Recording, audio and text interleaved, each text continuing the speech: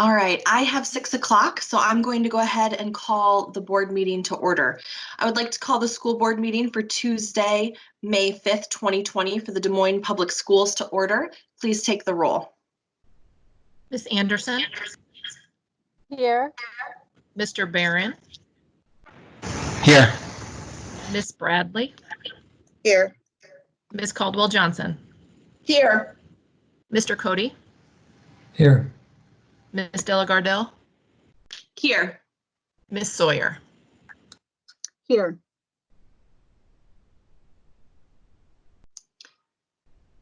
The first item of business is for us to approve the agenda. May I have a motion and a second to approve our agenda?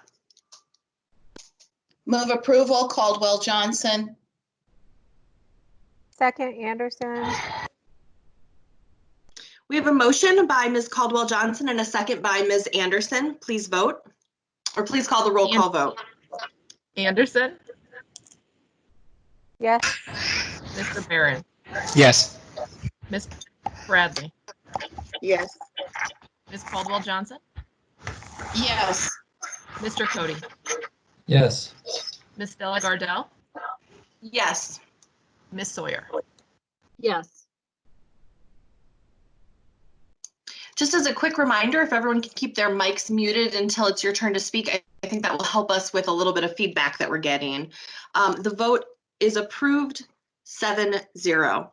The next item on our agenda is approval of the minutes from our past meeting on Tuesday, April 21st, 2020. May I have a motion and a second to approve the minutes? So moved, Anderson. Second, Caldwell Johnson. We have a motion by Ms. Anderson and a second by Caldwell Johnson. Please take the roll call vote. Ms. Anderson? Yes. Mr. Barron? Yes. Ms. Bradley? Yes. Ms. Caldwell Johnson? Yes. Mr. Cody? Yes. Ms. Delagardelle? Yes. Ms. Sawyer? Yes. The vote is approved 7-0. I do not believe we have any district recognitions this evening. So the next item on our agenda is the consent items. We allow any person the opportunity to speak to the board for up to 5 minutes following the presentation of an agenda item. If anyone wishes to speak to an agenda item, please go to the information desk to sign up. And to do that, if you could put a message in the chat so that Ms. Jenkins knows. Remarks must be germane to the agenda, and we ask that you avoid reference to personalities and character attacks, as those types of comments serve no productive purpose. We appreciate your input. As a reminder to the board and public, the board will not engage in discussion or deliberation with a speaker regarding comments made to agenda items. Discussion and deliberation will remain among board members at the board table, with speakers' comments informing said discussion, deliberation, and determinations as deemed necessary. Ms. Sawyer, I believe you have the consent motion? Yes, I do. Yes, I do. I got a lot of feedback there. I move that the board approve the consent items in accordance with the recommended action for each item on the consent agenda, including bills previously authorized, certified and approved for payment by the board secretary in the amount of $4,254,949.62. Is there a second? Caldwell Johnson, second. We have a motion by Sawyer and a second by Caldwell Johnson. Are there any discussion or questions relating to any of our consent items? Madam Chair, Yes. Terry Caldwell Johnson, and I just wanted to take a moment. I know that it's already been discussed in the public and in the media. Item number 3, the development of our ad hoc athletic facilities committee. But I just wanted to take a moment to lift up that item that's included on the consent agenda as what I believe is an opportunity for us to create some great synergy now joining around how we begin to think much more holistically about our district's investment in athletics and activities. So I am really excited that The board is going to be approving this item on the consent agenda this evening, but more excited about the work that's ahead that I think will prove not only favorable for our students and our district, but will allow us to make some incredible investments in our infrastructure. Yeah, and I think that's a really great point. I also think it's important for everyone to note that now that we've formed this committee, we'll officially, be accepting, we'll be going through our process to put the names on that, and then their work will begin, I believe, sometime in June. So it'll be October, and the board will have a recommendation, from our community, which I think is awesome. Any other questions or comments from the board on consent items?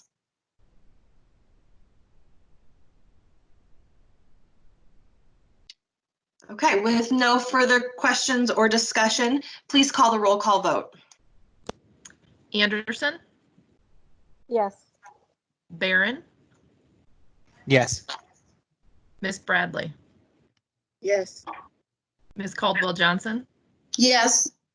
Mr. Cody, Yes. Ms. Delagardelle, Yes. Ms. Sawyer. Yes. Consent items are approved 7-0.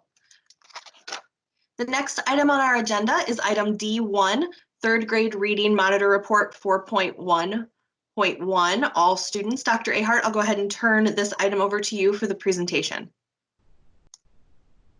Thank you. Can everyone hear me all right? Just a nod, thank you, or a thumbs up, thank you. Yes. So tonight we have our SMART goal monitoring report on third grade reading for all students. It will be similar in format to what we discussed at our last meeting, which was the third grade Black male monitoring report on reading. I want to highlight a couple of things. One, the data in here is not based on a new FAST score upon which our goal is based, but it is about progress monitoring. And so the format that you will see tonight is very similar to what you saw at our last meeting. And the data, from my perspective, is very positive. But what I really wanted to highlight here is we're all extremely frustrated, particularly with the third grade reading SMART goals, because making progress on these SMART goals requires really intensive work by our teachers, working very intimately with our students, and they do amazing work, and they've not been allowed to do that work for the last 2 months. And while we're doing all we can to serve our students from a distance, I want our board, I know our board understands, but I want our greater community to understand that while we'll continue to comply with what the Department of Education requires of us, that simple compliance won't be nearly enough for us to mitigate the lost learning time that our students are experiencing. And I know our teachers share that same concern. So tonight we have Kelly Schofield and Noelle Nelson to be sharing the more particulars about the data.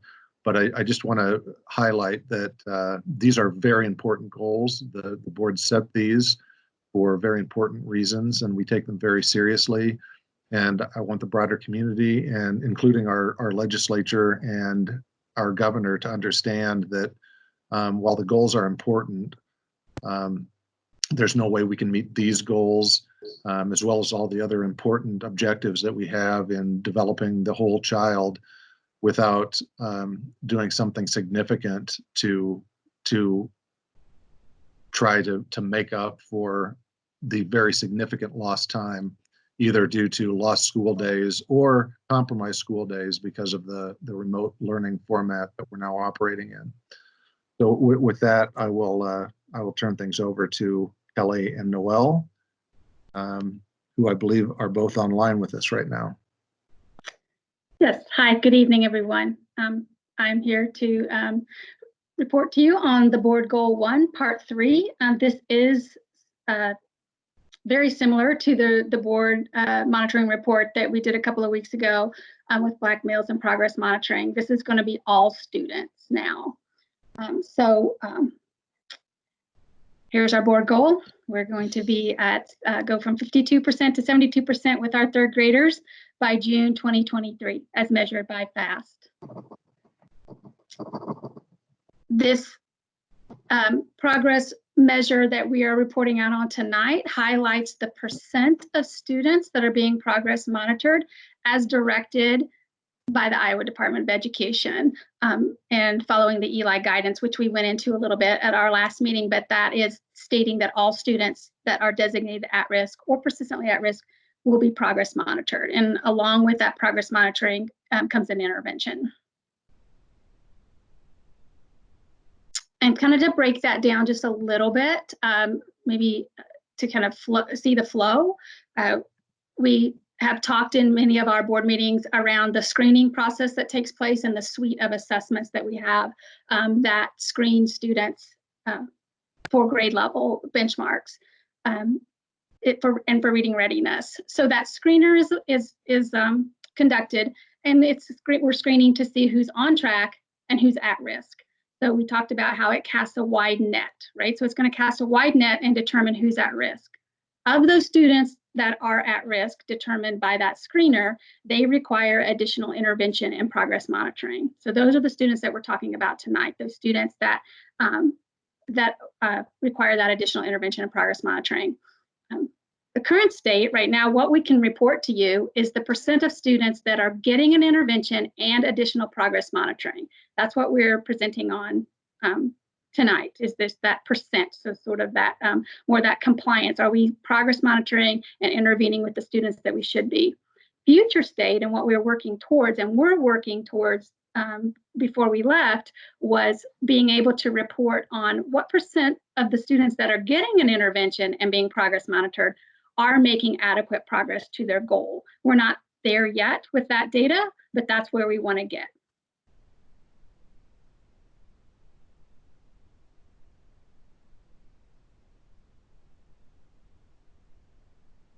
Okay, so as you look through the data from the board report, the highlight, just some of the things to pull out is that all the student groups, with the exception of our students with IEPs, are being progress monitored at grade level at a rate of 92% or higher. So there's not really a gap among groups of students as to who's getting interventions and who's being progress monitored. And those students the students with IEPs, we are working hard to for more of those students to be progress monitored at grade level. So that number does keep increasing. And as we keep working with the special education department and with those teachers, helping them make an assessment schedule that would get those students closer to being progress monitored and intervened at grade level. As you can see from the report, in all grade levels, our percent of progress monitoring is up. First grade is made the largest gain at 21, almost like 21% from fall. And when we talked about this in our last, when we reported out on this in the fall, we talked about how first grade is the grade level that has multiple assessments choices that they can give for students. And this report is focused on students being progress monitored with the CBM reading. So any student in first grade in the fall who was progress monitored on another assessment, such as could be letter sounds or nonsense words, would not have shown up in this report. So we really moved and worked with schools and teachers to move those students in first grade to that CBM reading progress monitoring measure to at least once a month, so we can keep track of where they are. This is a more robust assessment, keep on track of how they're doing to meet that spring goal. So that went up quite a bit. And then in second and third grade, we also went up in both of those grade levels, and now are 97% of the students being progress monitored.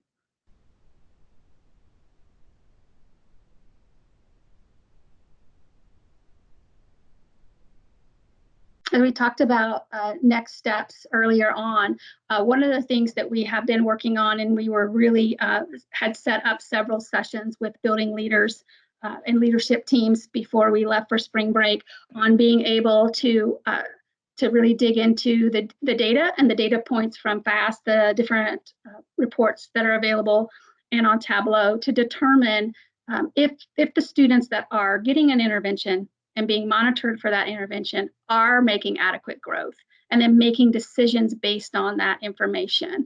So we're starting to put those systems in place across the district and developing a way for us to track that, because it does take looking at several different reports and really information that comes at the school level, and the schools work around that data in their PLCs. But what our first step was getting all the students that were at risk to be progress monitored. And now we feel like we're moving towards being able to report out in the future the percent of those students that are on track. So that's our next step with the data that we have. And how we're responding to that data is continuing to work with schools and building leadership teams and leaders on setting up master schedules to include time for intervention and progress monitoring. We need to have that time set aside so it's not taking time from core instruction. Really looking at the data and devising data plans at the school level, but also at the district level to roll those up and be able to determine the percentage of students that are on track based on the data that we're able to pull from FAST, the FAST Bridge reports. And then, as we've talked about before, we're really going to start focusing in on tier 2 interventions, training for those, training interventionists, training teachers, and then also working on how we're monitoring those and how we're actioning the data that we get from those intervention and that progress monitoring, and continuing our plan for professional learning around foundational skills. We have some virtual learning coming up on our EL skills block, foundational skills learning coming up soon. So we're continuing that. We've been doing that for a number of years, and we're still going to pursue that into the future as well, and use this time that we have to do some of that virtually.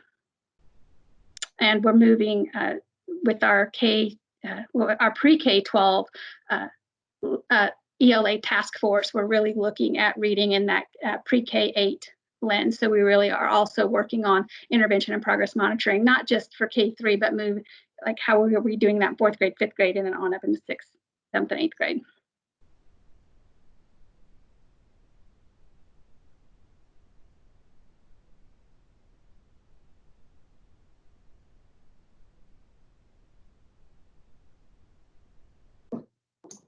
And just, Thank you. Yes. I wasn't quite sure if you were done or if you just cut out. No, it's okay. I just wanted to make sure. Okay, so I will take a motion in a second to approve item E1 before we open it up for questions and discussion. Move approval. Second. Thank you, Rob Barron. thank you, Terry. Thank you, Rob. We have a motion by Caldwell Johnson and a second by Barron. Is there any discussion, or does anyone have any questions? I do have a couple of questions, Kaylin, Cody. First, last time we talked about this at the last meeting, I vaguely remember that it seemed pretty impossible to get to 100% monitoring. Could you just talk more about that to remind me what we talked about at that point? And I mean, I know the state goal is 100%, but is that realistic? Yeah, I think we can get really close to that. We do have students that are progress monitored off grade level or that are on alternative assessment, but they don't show up in the screener always either. But sometimes you may have a student, 1 or 2 students that were screened, but then their IEP could have changed, or something could have changed in their IEP that states that they be progress monitored off grade level. That doesn't happen very often, but it could happen. So there are certain circumstances where you could have some students that would not be progress monitored on grade level. So getting 100%, it might it could happen, but it could be very hard. And 97, 98, we should be at 98% at least. That would be something that I feel like we could feel good about. Okay, yeah, thanks for that. My second question is involving that master schedule and where the time is going to come for intervention and monitoring. So, I mean, I know that's building by building and all that, but have you given guidance of where those minutes should come from? We do give guidance. We give guidance on master scheduling overall, like minutes spent. Of course, that's a building-based decision, but we do give guidance on that. And we certainly don't want that time coming from core instruction. And we have worked with buildings, our early lit team, myself, have worked with principals or worked with buildings when they're having a hard time finding the time to do the progress monitoring. But with that idea that it's taking so much time because we have so many students to progress monitor. So we really have to keep that core instruction in place and not replace it with, time spent progress monitoring, or we're just going to be continuing, just kind of continuing in that hamster wheel. So we do give guidance, we do give help. We've met with PLCs and building leaders, but most of the time it comes out of a time in the building that's set aside for intervention, and so they have a system that they progress monitor a few kids every day, so it doesn't take a whole chunk of time at once. Thank you. Yeah.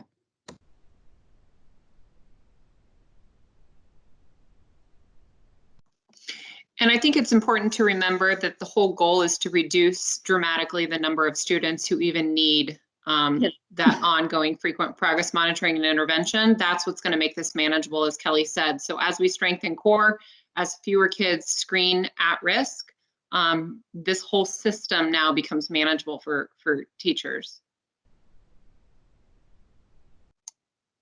Other questions or discussion? Yeah, I just, that brought one up for me, actually. What % of our kids are being progress monitored? I mean, I know the kids who need it, we're at 97 or whatever. What % of the whole is that? Well, we have, there's 54.25% of our students that are at grade level. So it'd be 46% are being progress monitored, about first, second, and third grade. So we don't report out on kindergarten because to fall under the at-risk and persistent at-risk, you have to have been at risk for 2 consecutive screeners. So this data is all our first, second, and third graders. And in a healthy system, we should only be progress monitoring and intervening for 20% or less. So that gives you some context on where we are and where we need to get to.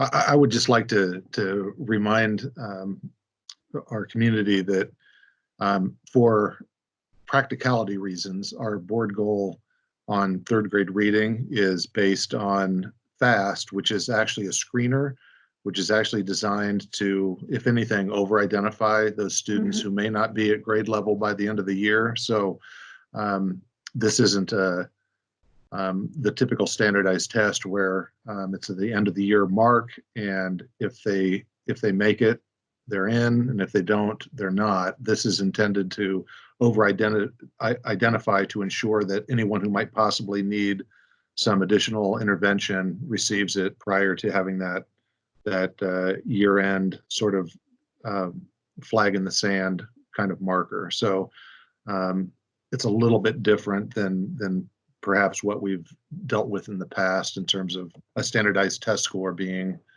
kind of the be-all end-all of whether there's success on the goal. Right, and in that screener or those students that are being progress monitored, you're going to have some that are, just percentage points away from being meeting reading ready, and others that are much lower. So I mean, even that has a wide range of where students are, those ones that are being progress monitored.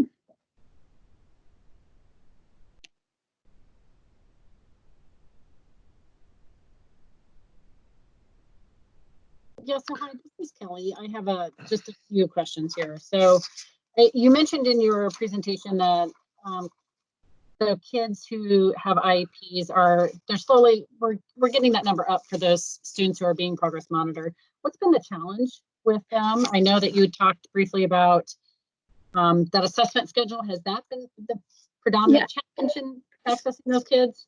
So this report is based on students that are progress monitored at grade level, right? So a third grader would get a third grade CBM reading prompt.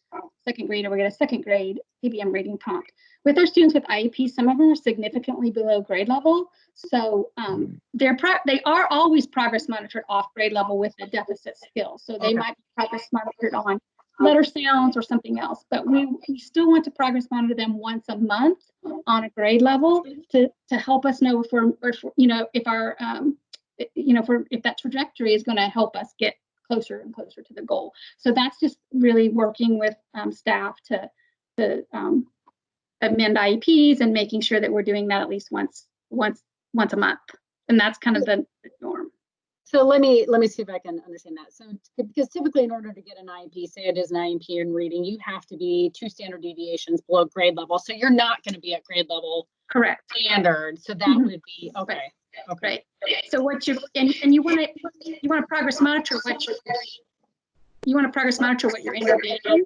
So if your intervention is around like phonics, you want to give up a screener that's going to tell you, is that particular intervention working, right, for that skill? So we want to do that, but we also want to, in addition, not every week, because they don't need to do that every week, but once a month, progress monitor at grade level just to see how close we are. Now, students that are severely below, if you're talking, if you give the progress monitoring and they're not able to read, 3, 4 or 5 words on it, then sometimes it doesn't seem, it's hard for us to do that, time after time with students. So I think that it's just working with the students, working with the teachers, talking about what our end goal is for our students with IEPs, right? And so that we really want to keep working towards that grade level measure. So it's very individualized when you get to those students with IEPs, I guess is what I'm trying to say. So back to Mr. Cody's idea that it would be 100%. I don't know that we'll ever have 100% or if that's the right thing to do for every single student, but we certainly can get very close to that because we want to be able to always think that our goal is that those students will be working at grade level or doing the backfill of the skills to get to grade level.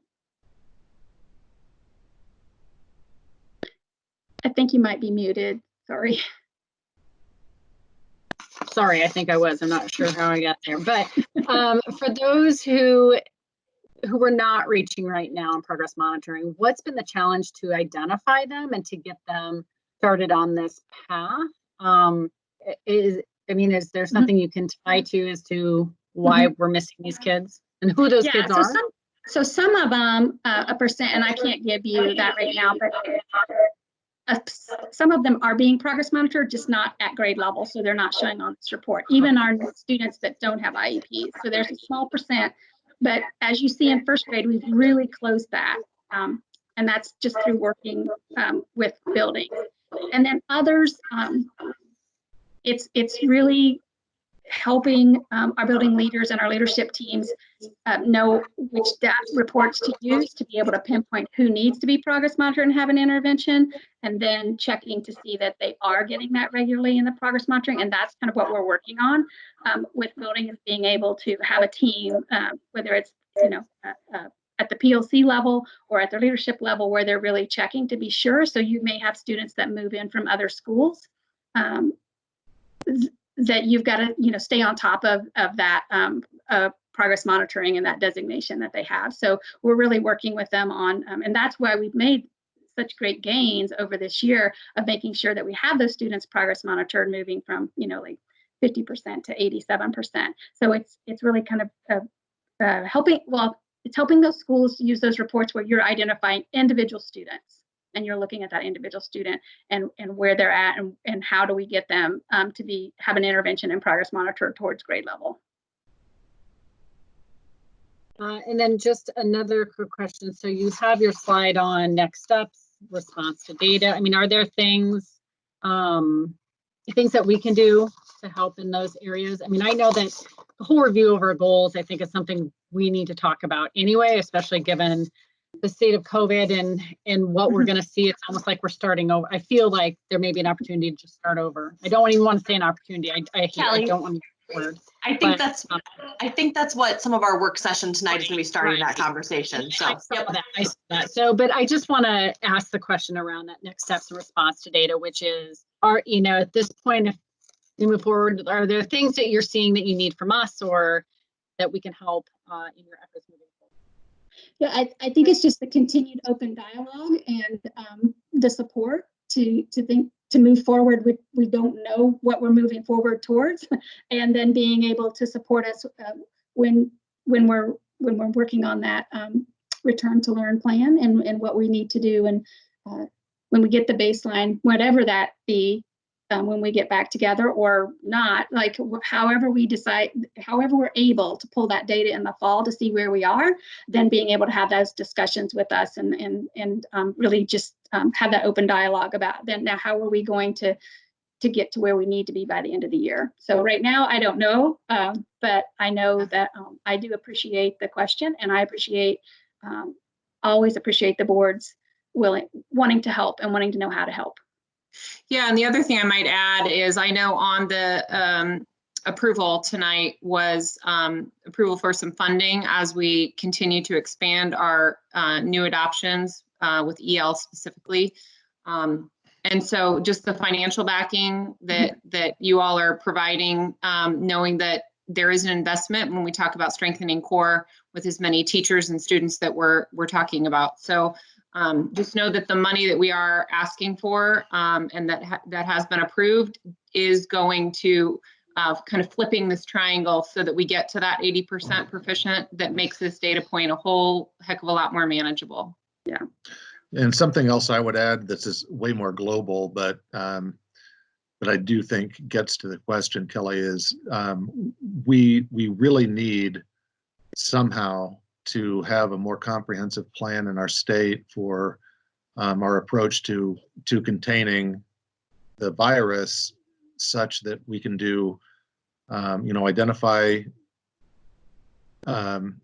new infections and be ahead of it enough that we can do contact tracing so that we're in some informed position to be able to resume in-person instruction, especially for our early elementary. I mean, we're turning cartwheels trying to figure out how it is that we're going to re-engage our teachers and our students outside of an internet connection and a device in their hands, which, while our teachers are doing their level best and we're supporting them as well as we can in doing that work, there isn't a substitute for that personal contact and being able to read the nonverbals and being able to discuss with the students how they're feeling and what's going on with them and helping, and getting deeper into what are the barriers to making progress on academics as well as everything else. So I'm hopeful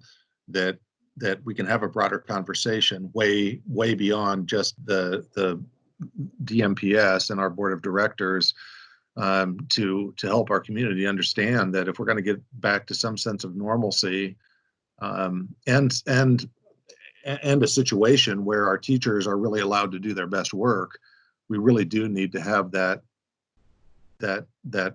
physical, interaction in real time and in real space. And unfortunately, as I've shared with a few people over the course of this, this young week already, is I'm feeling less confident about what the fall looks like right now than I did a month ago. Just by, studying what's been transpiring and looking at the data, not just in Iowa and Polk County, but around the country as it relates to more opening up of social distancing restrictions. So that's a real issue, and it's one that's way bigger than DMPS, but one that certainly is interfering with our ability to make significant headway on these very important SMART goals. Thank you. I don't have any more questions. Board members, any other questions?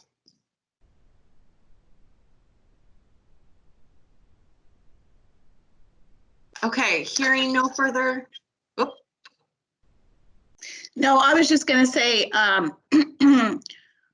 feel like with the last report and this report, we're sort of helping to build our base of knowledge around everything that's happening, not only with the assessments, but also really helping to paint a really good picture of what's going on with our students and where we have the greatest opportunity and at the same time sort of the greatest need. So I just really wanted to say thank you to the staff. I'm learning a lot with these reports.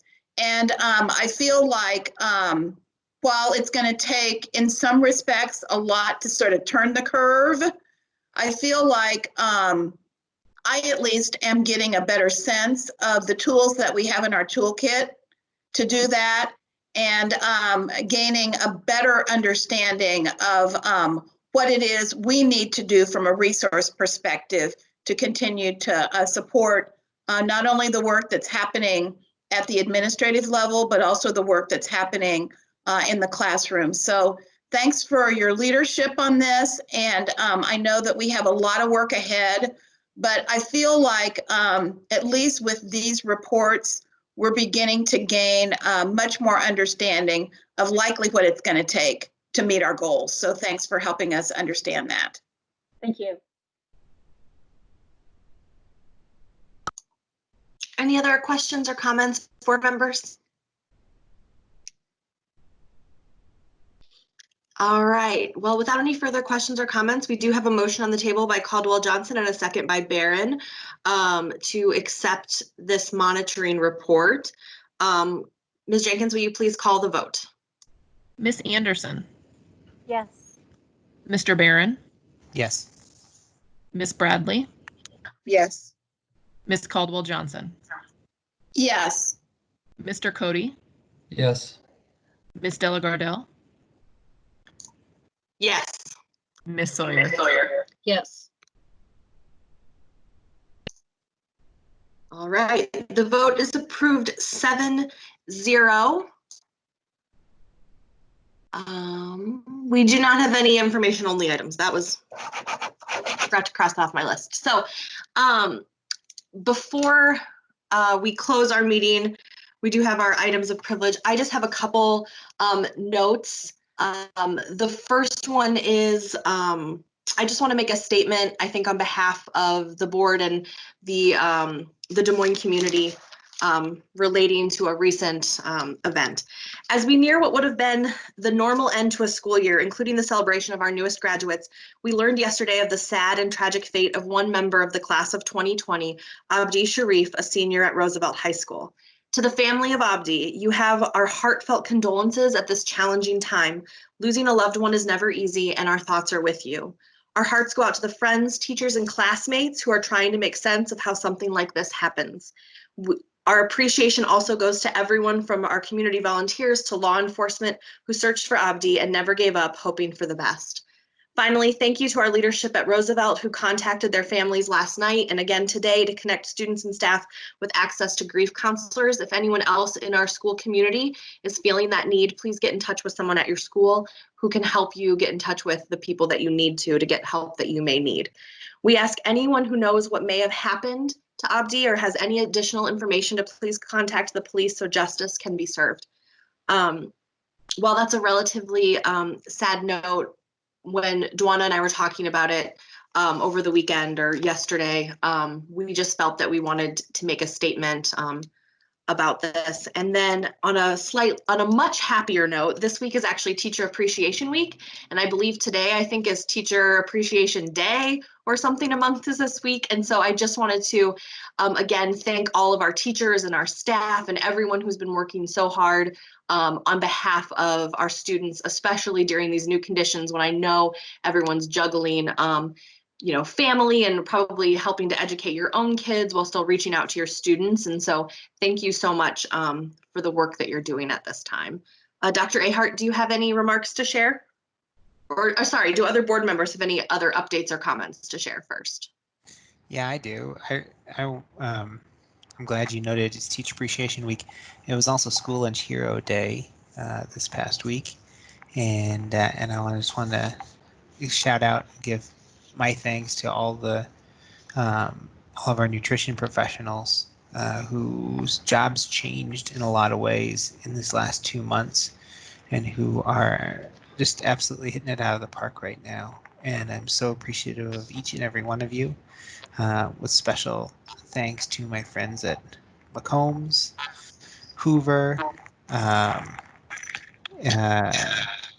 let's see, everybody else that I visited at Central Nutrition a couple months ago. I loved getting to know you guys and getting to do your job for a little bit. You're very gracious with me, especially on the school lunch line. And I've got a great respect for everything you guys did on a normal day and everything you guys are doing now. So thanks to all of our school lunch workers. That also reminds me, Rob, I think this is Nurse Appreciation Week too. And I know that our nurses have been on the front lines helping across Polk County with our 211 line and, just kind of going above and beyond the normal scope of what their job looks like as a school nurse. But I know that all of those things are within the umbrella of nurses. So thank you to all of our school nurses and our other nurses in our community.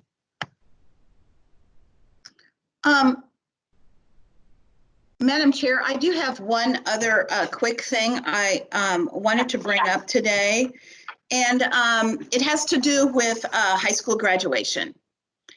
And I know that many of us have received emails, phone calls. I know that there is an online petition and likely lots of social media traffic, especially on Facebook. And I'm wondering if there is an opportunity for us to maybe think a little more creatively about what graduation might look like for our students, and maybe engage our students and our families in trying to identify a safe and healthy way to not only socially distance as is being required during this time, but to also honor the significant milestone that hundreds of our students are going to be achieving here in the next few weeks. I know that it takes a lot of time and effort to pull together what traditionally was our graduation ceremony. And I'm just wondering if there might be yet an opportunity, maybe at the building level, for our principals and staff to engage our families to identify something that might meet some of their expectations around ways that we celebrate our graduates, but also create a wonderful experience for them at the same time. I don't want to cause any extra work for anybody, but I do think that as I've done a little bit of research about, different school districts across the country doing different things, that we may have an opportunity to engage our families in helping us identify a safe and healthy way to celebrate really for many, the first significant milestone in their educational journey. So I just ask maybe that we ask our superintendent if there's an opportunity to rethink what we're doing, and if there are ways that at the building level at our 5 comprehensive high schools to maybe engage our families in developing an opportunity to lift up this time for our students. Yeah, Terry, that's great. Dwana and I have actually been talking to Tom about this for several weeks, and I know that he had some students engaged and some administrators for some different schools. And I'll let Dr. Ahart share a little bit more about this. But one of the things that we had talked about was not wanting to set a date and then have us need to change it. And so, Tom, do you want to talk a little bit more about your thinking around this? Because I know I would also like to find a way to, honor our graduates in a more traditional in-person way, but. Yeah, thank you. That was actually the last thing that I wanted to discuss in my comments tonight. So as usual, our board members have stolen my thunder, but this is National Teacher Appreciation Week, and I know the board always does something every year, and I do as well. But I have to say that what we have asked of our teachers, and I shared this in a short video that I shared with our DMEA president, Josh Brown, which he shared with his DMEA membership. Here's what happened with our teachers this year. They went through a school year that looked pretty normal, starting in August of 2019, and then 2 days, literally, actually really closer to a day, because it was in the afternoon when they learned of this, the Thursday before spring break. They learned that they would not be coming back for professional development after a week of spring break. It was a 10-day spring break for our students, but a 5-day spring break for our staff, but that they would be engaging in their professional development virtually. And they would also not be re-engaging with their students on Thursday and Friday of the second week of spring break, which they had all anticipated. And they were told with literally about a 24-day notice or 24-hour notice to take anything with you from your classroom that you think you might need in the next 2 weeks, because you won't be able to get back into your classroom. And I have to tell you that they rolled with it with no complaint, with taking into account first what's best for our students, and then let's figure out what we can do to support them. And I was just amazed at that. And then, as it turns out, here we are on the 5th of May, Cinco de Mayo, and they have not been back in their classrooms since March 13th. And in that time, they have attempted to learn how to serve their students virtually. They've attempted to, for many of them, how to use Canvas in a way that is not to support their professional learning, but in a way that is to support the instruction of their students. And they've done that all the while taking care of their families who also are at home because of this pandemic. I am floored by how our team has responded. So I know I did an inadequate expression of that gratitude in the message that I sent them, but our teachers, we ought to be extremely proud of our teachers, and I would not exchange them for a faculty anywhere else in the country. And I mean that very sincerely. Tomorrow, May 6th, is School Nurse Appreciation Day. Actually, it might be Nurse Appreciation Day, but our school nurses are phenomenal.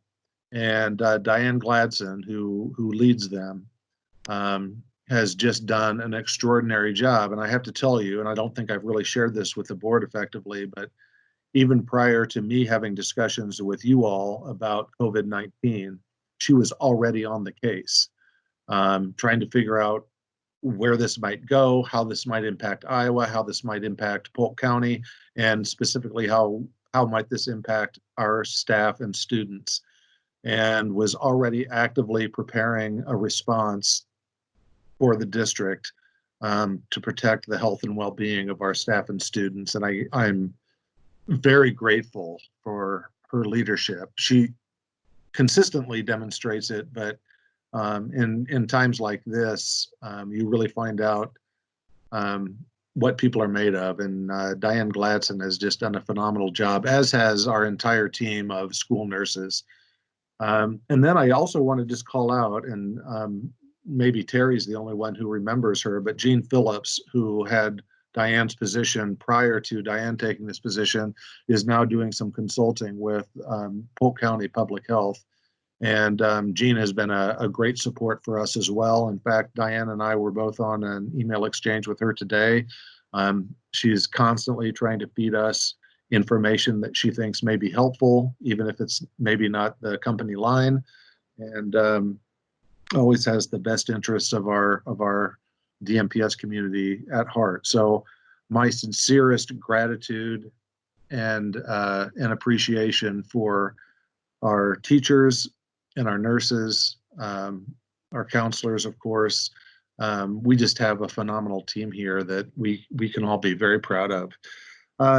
Next, graduation was actually the last thing that I had in mind. And so I will tell you that our associate principals and at each of our high schools, with the support of Tim Schott and Mike Vukovic, our director of high schools, have been actively engaging with our students and staff about graduation, and they are pressing very, very hard for a somewhat traditional in-person graduation where students can actually walk across the stage.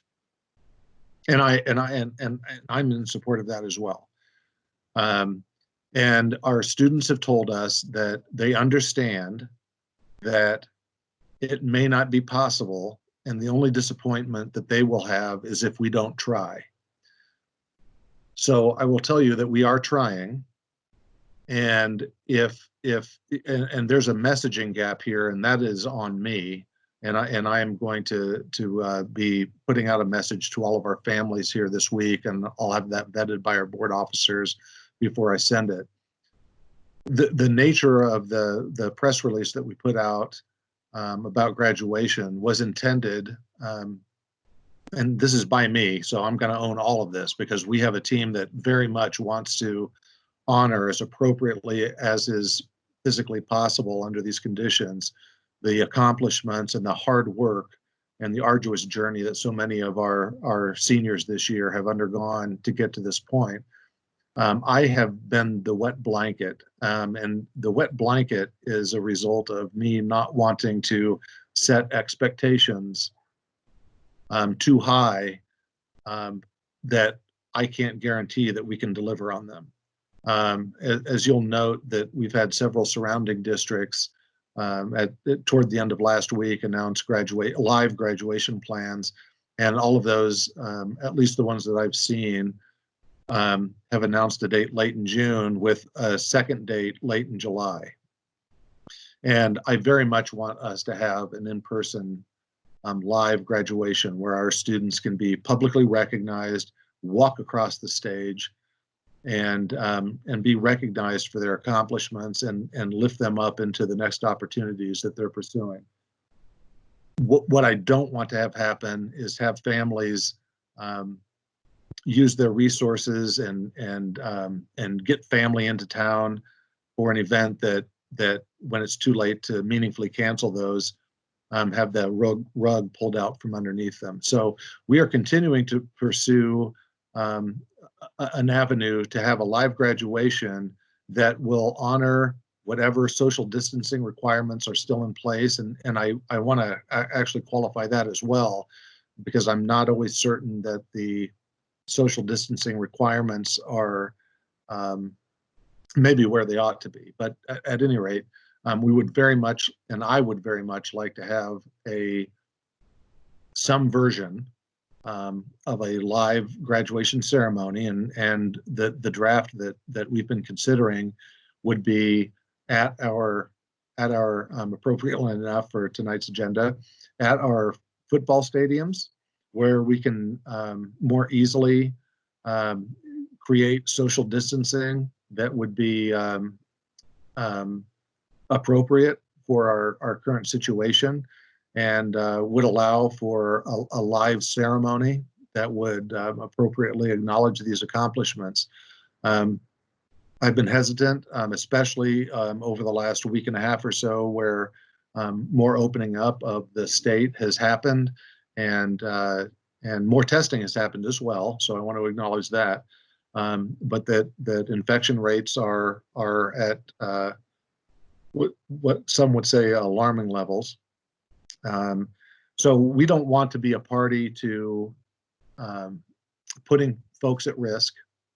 And at the same time, we want to appropriately recognize the the accomplishments of this class of 2020. So I will be crafting a statement and having board approval of that before we put it out. But I want to do that, but I want to do that in a way that does not ultimately end in disappointment for our families and a use of precious resources of our families that goes for naught if in the event that we can't carry through with it. So we want to make that happen, but we want to do it judiciously so that so that we don't create more disappointment than the excitement of the anticipation that it creates.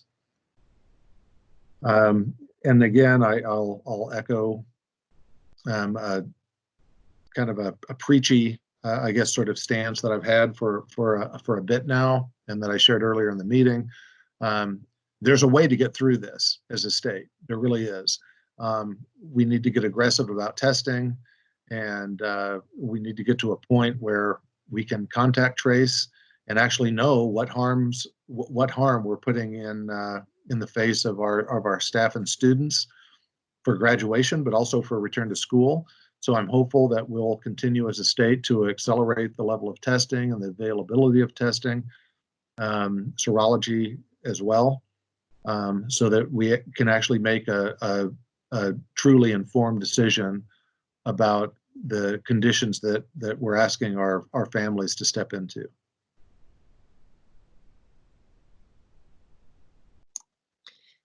Thank you, Dr. Hart. And I realized did any other board members have comments or announcements as part of items of privilege this evening? I realized I just kind of skipped right ahead to Tom and didn't ask anyone after Terry. So if not, that's okay. I'm going to go ahead then and adjourn our meeting, and we'll begin our work session here momentarily.